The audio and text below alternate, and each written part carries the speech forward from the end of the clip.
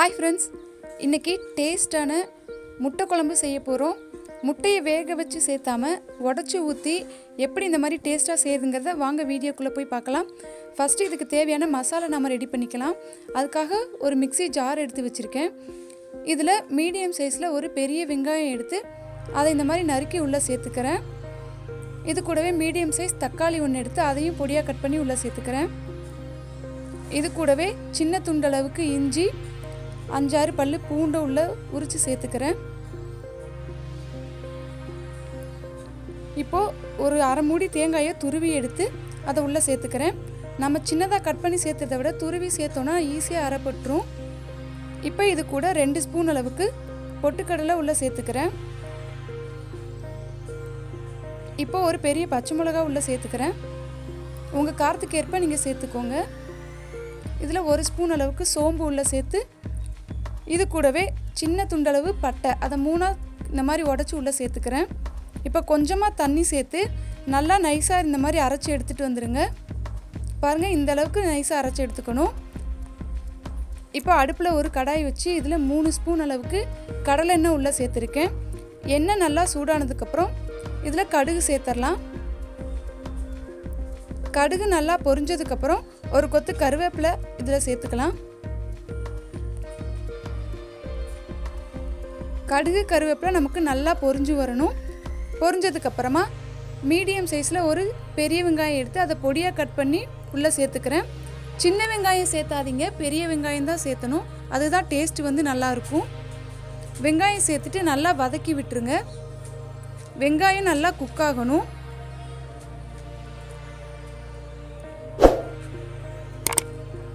இப்போ வெங்காயம் நல்லா குக் ஆகிடுச்சு. இந்த சமயத்தில் சின்னதாக ஒரு தக்காளி எடுத்து அதை பொடியாக கட் பண்ணி இந்த மாதிரி உள்ளே சேர்த்துக்கிறேன். தக்காளியும் வெங்காயமும் நமக்கு எப்பயுமே நல்லா வதங்கி வரணும். அப்போ தான் நம்ம எந்த ரெசிபி பண்ணாலும் அதோட டேஸ்ட் உங்களுக்கு நல்லா கிடைக்கும். இப்போ ஒரு மூடி போட்டு வெங்காயம் தக்காளி நல்லா குக் ஆகணும், அந்தளவுக்கு வேக வச்சு எடுத்துக்கலாம். இப்போ தக்காளி நல்லா மசிகிற அளவுக்கு நமக்கு வெந்து வந்துருச்சு.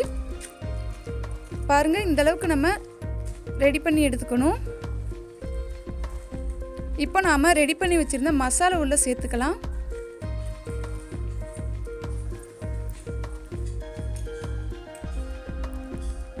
மசாலா உள்ளே சேர்த்ததுக்கப்புறம் ஒரு 2 நிமிஷம் இந்த மாதிரி நல்லா வதக்கி விடுங்க. எண்ணெயிலேயே இது நல்லா வதங்கணும்.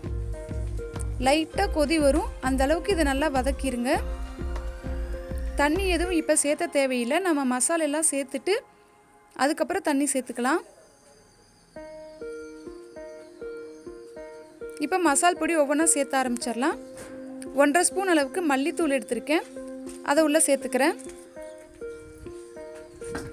இது கூடவே 1 ஸ்பூன் அளவுக்கு மிளகாய் தூள் எடுத்திருக்கேன். உங்கள் காரத்துக்கு ஏற்ப பச்சை மிளகாயும் மிளகாய் தூளும் பார்த்து சேர்த்துக்கோங்க. இது கூடவே 1 ஸ்பூன் அளவுக்கு சீரகத்தூள் சேர்த்துக்கிறேன். இப்போ 1/2 ஸ்பூன் அளவுக்கு மஞ்சள் தூள் சேர்த்துக்கிறேன். இப்போ 1 ஸ்பூன் அளவுக்கு முட்டை மசாலா உள்ளே சேர்த்துறேன். உங்ககிட்ட முட்டை மசாலா இல்லைன்னா கரம் மசாலா கூட நீங்கள் சேர்த்துக்கலாம். இப்போ எல்லா மசாலும் சேர்த்துட்டு நல்லா கலந்து விட்டுருங்க. இப்போ இது கூடவே தேவையான அளவு உப்பையும் உள்ளே சேர்த்துக்கோங்க. நான் 1 ஸ்பூன் அளவு கல் உப்பு சேர்த்துருக்கேன். எல்லாம் சேர்த்துட்டு நல்லா கலந்து விட்டுறலாம். நம்ம எப்பயுமே தூள் உப்புக்கு பதிலாக கல் உப்பு அதிகமாக சேர்த்து சமைச்சோம் அப்படின்னா நமக்கு உடம்புக்கு ரொம்பவே ஹெல்த்தியாகவும் இருக்கும், டேஸ்ட்டும் நல்லாயிருக்கும். நல்லா கலந்து விட்டதுக்கப்புறமா கொஞ்சம் தண்ணி உள்ளே சேர்த்துக்கலாம். உங்களுக்கு எந்த அளவுக்கு குழம்பு தேவைப்படுதோ அந்த அளவுக்கு தண்ணியை உள்ளே சேர்த்து நல்லா கலந்து விட்டுருங்க.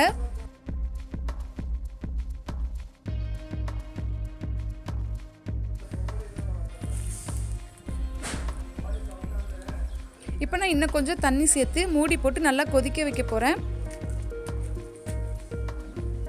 இப்போ நல்லா கொதிச்சிருச்சு. நாம் சேர்த்த மசாலா எல்லாமே நல்லா குக்காகி வந்திருக்கு. பாருங்கள், இந்த அளவுக்கு நல்லா கொதிக்கணும். இப்போது 1 ஸ்பூன் அளவுக்கு மிளகுத்தூள் உள்ளே சேர்த்துக்கிறேன். இது பார்த்திங்கன்னா வீட்டிலேயே ரெடி பண்ணுற மிளகுத்தூள் தான்.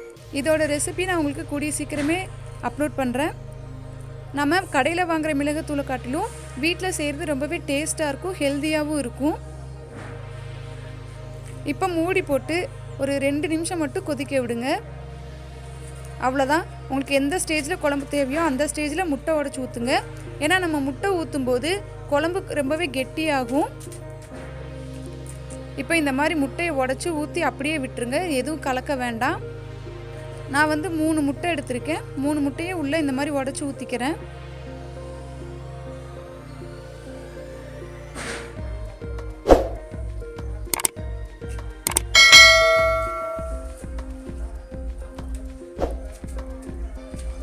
அவ்வளோதான், முட்டை சேர்த்துருக்கோம். இப்போ இதை வந்து எதுவுமே பண்ணாதீங்க, ஒரு 2 நிமிஷம் அப்படியே விட்டுருங்க.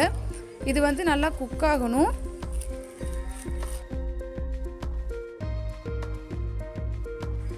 இப்போ பாருங்கள், நமக்கு அந்த மஞ்சள் கரு மட்டும் தனியாக தெரியுது பாருங்கள்.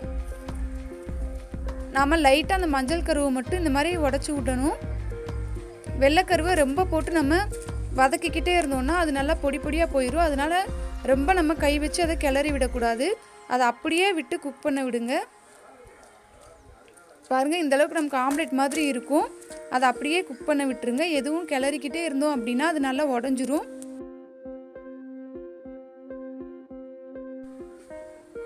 அவ்வளோதான் பாருங்கள், நமக்கு முட்டை சூப்பராக குக் ஆகியிருக்கு பாருங்கள். இதை உடச்சி ஊற்றி செய்யும்போது இதோட டேஸ்ட் வந்து ரொம்பவே சூப்பராக இருக்கும். இப்போ கடைசியாக கொஞ்சமாக கருவேப்பிலையை இந்த மாதிரி பொடியாக கட் பண்ணி சேர்த்துக்கிறேன். பாருங்கள், சூப்பரான உடச்சி ஊற்றின முட்டை குழம்பு ரெடி ஆயிடுச்சு. இதை சூடாக சாதத்தில் போட்டு சாப்பிட்டிங்கன்னா அவ்வளோ நல்லாயிருக்கும், ரொம்ப அருமையாக இருக்கும். ட்ரை பண்ணி பாருங்கள் ஃப்ரெண்ட்ஸ். இந்த வீடியோ உங்களுக்கு பிடிச்சிருக்குன்னு நினைக்கிறேன். பிடிச்சிருந்தா லைக் பண்ணுங்கள், ஷேர் பண்ணுங்கள், கமெண்ட் பண்ணுங்கள். மறக்காமல் நம்ம சேனலை சப்ஸ்கிரைப் பண்ணி பக்கத்தில் இருக்க பெல் பட்டனை கிளிக் பண்ணிக்கோங்க. தேங்க்ஸ் ஃபார் வாட்சிங்.